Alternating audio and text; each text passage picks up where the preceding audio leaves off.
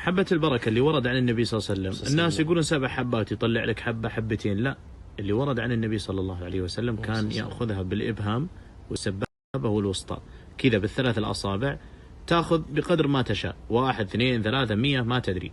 طيب حتى أستفيد منها آخذها يا أبو عبد الله لهم كذا وأحطها على الراحة الأخير، ها،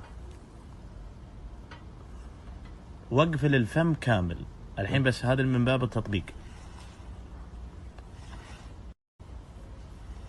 يعني تقفل فمك تطحنها بضروسك اللي العقل. طيب إذا ما عنده ضروس؟ والله يمكن أنا ما عندي ضروس والله.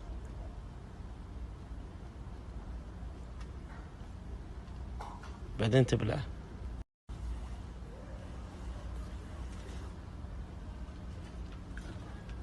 طحن كامل، ولا أفتح الفم عند الأكل وابلع طحن كامل ثم ابلعها بعدها، تستفيد من حبة البركة والزيت سبحان الله العظيم. لكن لو فتحت فمك ودخل الهواء ما راح تستفيد منها.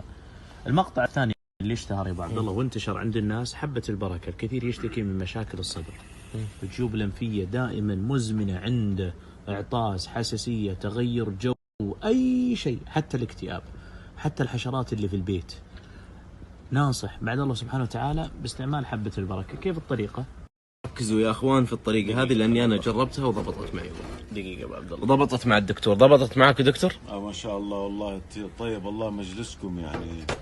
جزاك الله خير ابو محمد. انا كان عندي مشكلة في الجيوب الانفية يوم امس، والله يعني استنشقت حبة البركة، اول مرة تصير معي يعني ما شاء الله الحمد لله. تقول لما صحيت الصباح يا دكتور صار معك؟ صحيت صباح يعني حسيت انه كل في الجيوب الانفية بينزل يعني حفظكم الله يعني، والحمد لله الحين المسائل مفتوحة على البحري الحمد لله. المصريين البحري يعني خلاص. أنا جربتها والله. الشيء الثاني يا جماعة طريقتها كالتالي. جيب جمر ومبخر. نعم، تحطه طال عمرك على المبخر، تحطه طال عمرك على المبخر زي العود، حلو.